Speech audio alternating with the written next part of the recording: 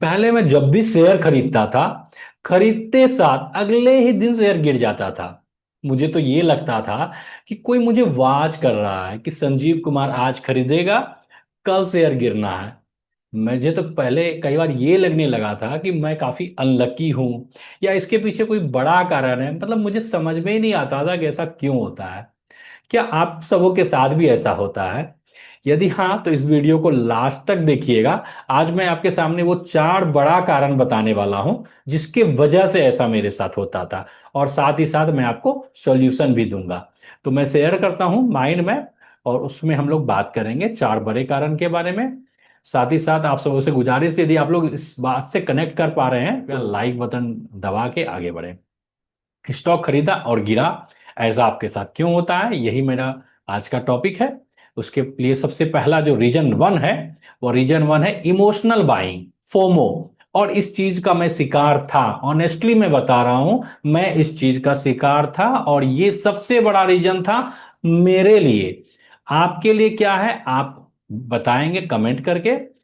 News में YouTube के माध्यम से, व्हाट्सएप से इन्फ्लुएंस्ड होकर बाय करना। न्यूज चैनल में देखता था, और उसको देख करके उसमें जो भी शेयर के बारे में चर्चा होती थी, ये शेयर ऊपर जा रहा है, ये जो भी डिस्कस होता था, मैं अगले दिन जाकर के उस शेयर को खरीद लेता था।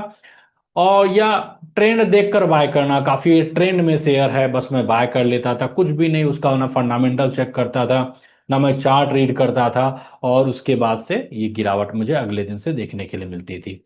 तो पहला तो रीजन हो गया इमोशनल बाइंग।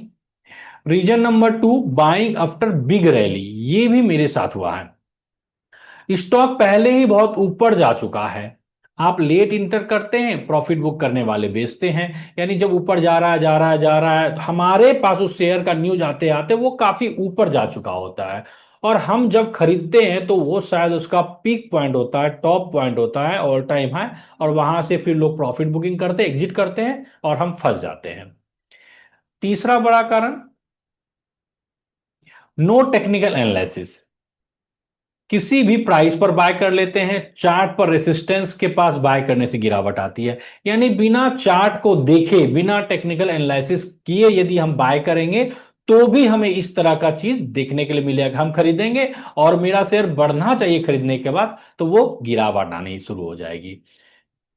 चलिए फोर्थ रीजन में बात करते हैं। फोर्थ रीजन, ये लास्ट है reason, operator game play. Operator game play sudden volatility.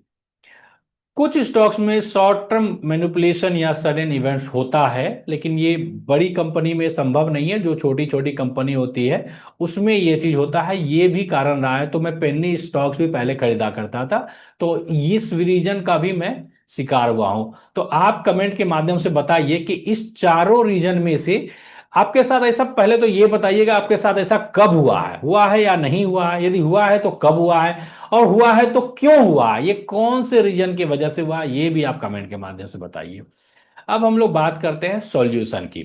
Impulsive buying से बचें। कभी भी हमें कहीं से भी कुछ न्यूज में सुने या किसी फ्रेंड से सुने और हमें बाय नहीं कर लेना चाहिए। प्राइस एक्शन समझें, सपोर्ट रेसिस्टेंस भी देखना जरूरी है। और बाइंग करने से पहले वॉल्यूम चार्ट, रिसेंट रैली, ये सब देखना बहुत जरूरी है। अल्टीमेटली आपको समझना पड़ेगा क्या है उसका फंडामेंटल, क्या है चार्ट रीडिंग। क्योंकि स्टॉक में कहीं पर भी आप टिप्स के द्वारा यदि जंप करेंगे तो हमेशा आप को लगेगा कि आप ठगे गए हैं, आपके साथ फंस गए हैं। तो आप स्टॉक खरीदने के पहले आप कहीं से सुन भी लेते हैं किसी शेयर के बारे में, कोई बताता है, तो भी आप उसको सडनली आप जंप मत कर जाइए। आप फंडामेंटल एनालिसिस कीजिए, टेक्निकल एनालिसिस कीजिए, और उसके बाद ही शेयर को खरीदिए। आपको ये वीडियो अच्छा लगा हो तो अपने सारे दोस्तों को शेयर करें, और अभी तक सब्सक्राइब नहीं किए तो जरूर से जरूर सब्सक्राइब करें। मेरे से मेरा हैश मॉडल सीखने के लिए मुझे अभी व्हाट्सएप करें। Thank you so much.